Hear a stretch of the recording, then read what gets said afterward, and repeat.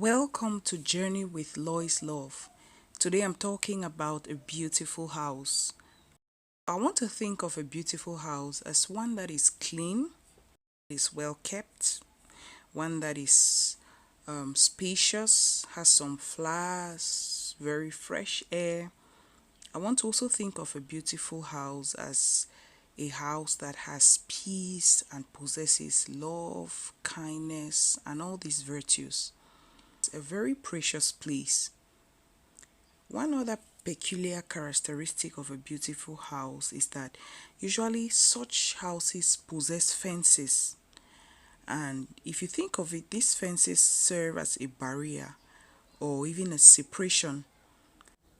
This fence seems to be making a statement, which is I stand out. I'm different and I'm not open to public access, because without a fence, any beautiful house is open to stray animals, open to anything at all. It's open to every form of intrusion. When I think of it, growing up, our house was by the road and there wasn't really a fence. We had lots and lots of visitors. Like if I was talking to any of my siblings, they are going to, we laugh over it sometimes, and when we remember the number of visitors that we had in a day. And usually when these guests came, my parents or we ourselves will open up our doors. There will be food, there will be warmth, there will be laughter. Today, this is so many years, and I'm looking back based on the number of guests that we had in a day. Sometimes I just want to think that not all of those guests really intended to visit us. Access was easy. There was no special code required to get in. There was no barrier. So it was easy for anyone who was going to pick up something, who happened to pass by the house, to get into the house or to come for a visit. And considering that we were warm and welcoming, it was easy to have lots of guests. So the very first time I heard about barriers, it really scared me. But before I even get there, one thing about barriers is that it protects the owners of the house. It protects especially kids. I want you to think of kids not in literal terms. I want you to think of kids as anything that is fragile. It could be a new discovery, or it could be a project you're working on. It could as well be an idea that you're just trying to develop, which has just newly come into your mind, or it could even be a dream.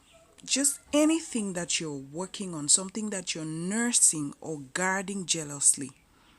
A fence could be an entrance, a confinement, or if you will, it serves to mark a boundary. And any passerby understands that, okay, this territory is mapped. I can't get in without permission. I can't stroll in and stroll out at will.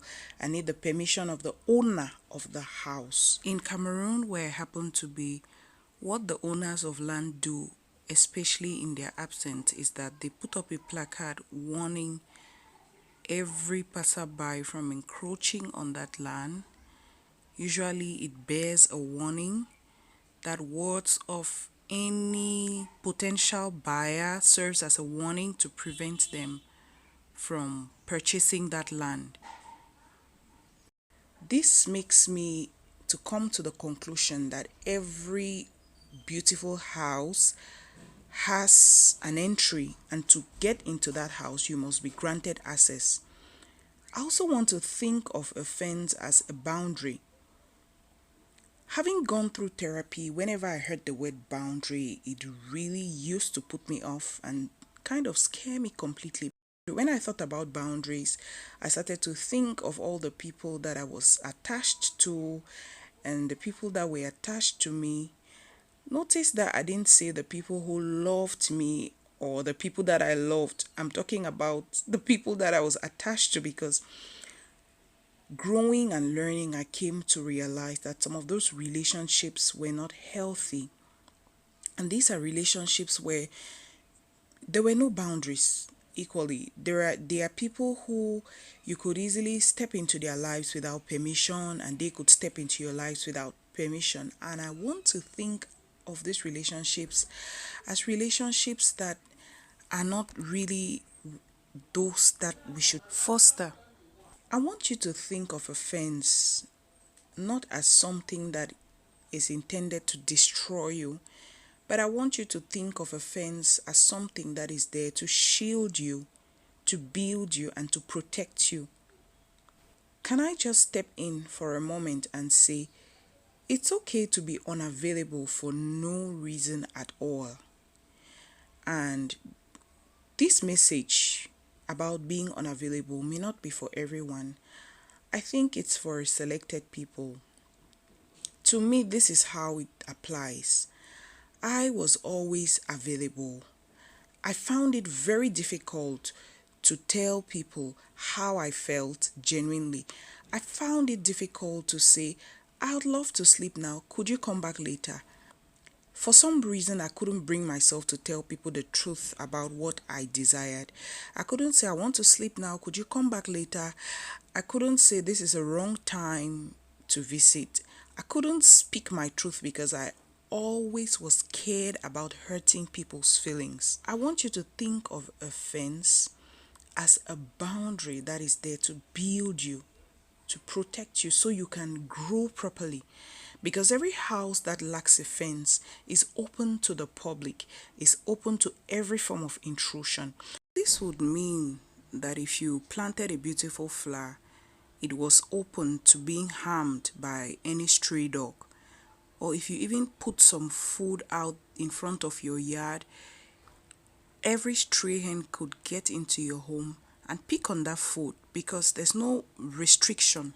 And this means that you do not have time to reflect, you do not have time to rest, you do not have time for yourself, you do not have discipline or a program that you can follow because at any point anybody can move in and move out of your house or your life. Today I'm on to you and me as those beautiful homes. I'm not just talking about a physical structure. The big question is, are you a beautiful home? Do you have a boundary?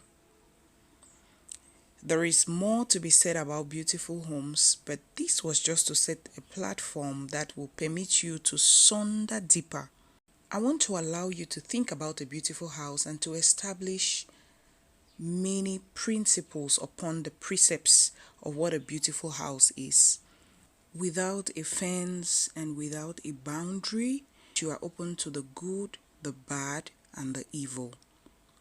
Think of a boundary as a beautiful protection that makes your life disciplined, that makes your life beautiful, that teaches you when to step out, when to stay in, what to do, when to say no, when to say yes, how to stay organized.